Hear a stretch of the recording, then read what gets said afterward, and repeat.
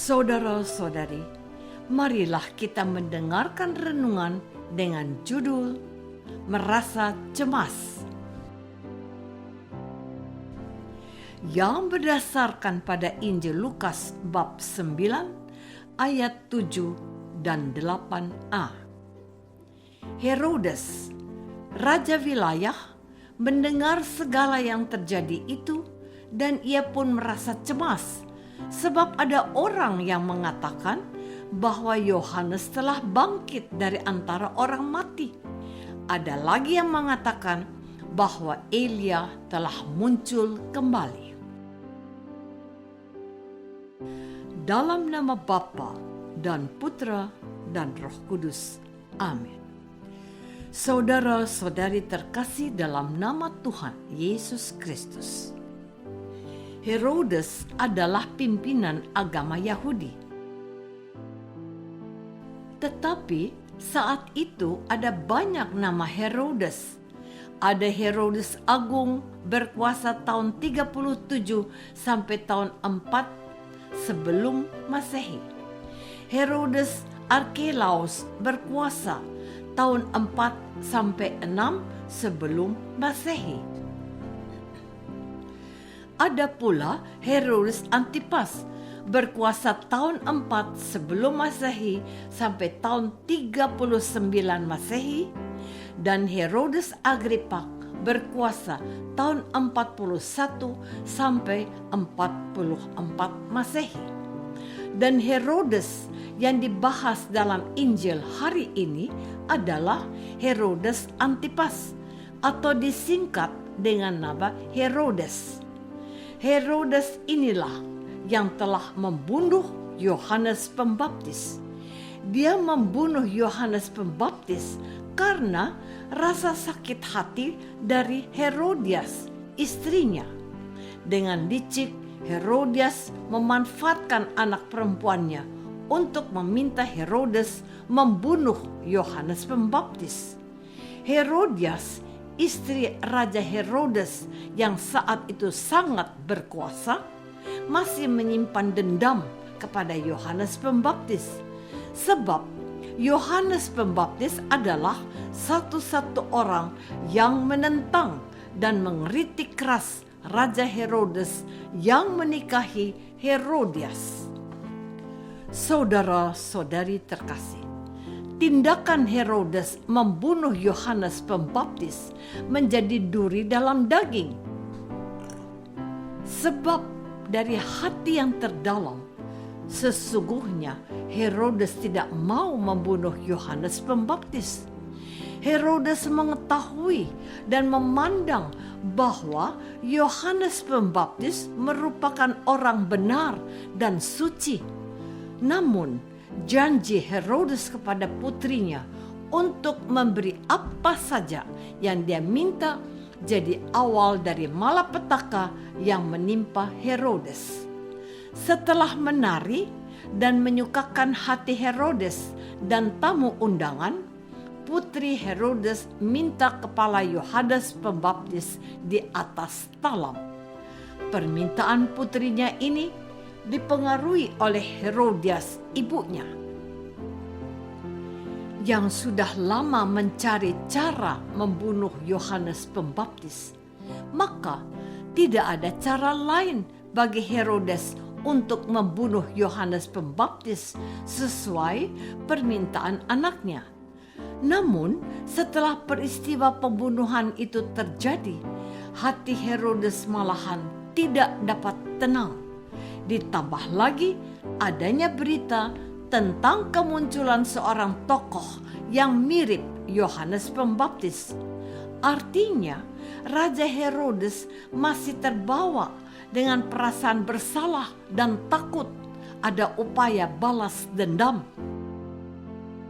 Saudara-saudari terkasih, berita munculnya Yesus ternyata mengingatkan Herodes akan Yohanes Pembaptis yang telah ia bunuh. Mendengar kabar berita itu, Herodes Antipas dihinggapi perasaan cemas. Perasaan cemas yang dialami Herodes bisa berarti dua hal. Pertama, Herodes cemas Yohanes Pembaptis muncul kembali dengan tujuan balas dendam.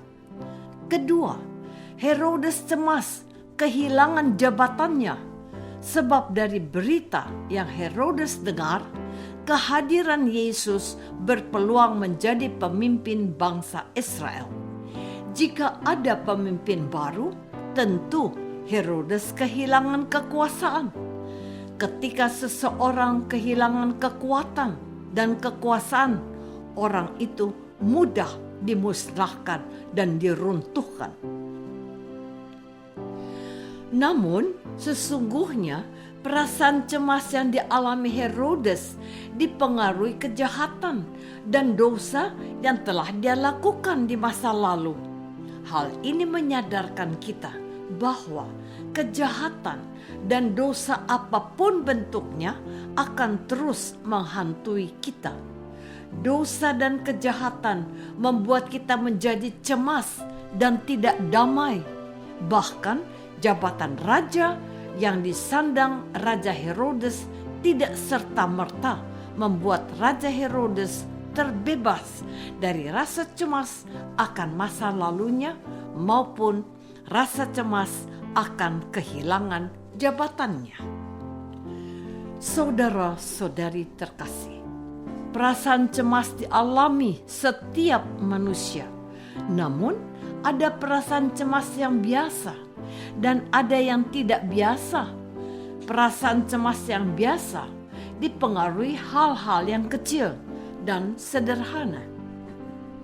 Karena berasal dari sesuatu yang kecil dan sederhana, maka akan hilang dengan sendirinya seiring dengan berjalannya waktu. Misalnya, orang tua cemas ketika anaknya belum pulang dari sekolah. Pada saat anaknya pulang dari sekolah, perasaan cemas itu akan hilang. Sebaliknya, ada perasaan cemas yang tidak biasa.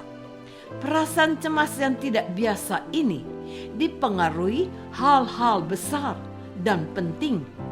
Karena dipengaruhi sesuatu yang besar dan penting, perasaan cemas jenis ini tidak mudah hilang dalam waktu singkat, seperti yang dialami Herodes. Perasaan cemas jenis ini hanya akan hilang bila kita mencari tahu penyebabnya dan mencari jalan keluarnya. Dan bagi kita, umat Katolik, jika perasaan cemas dipengaruhi dosa dan kejahatan, maka kita dapat mengatasinya dengan mengakui dosa-dosa kita lewat sakramen tobat.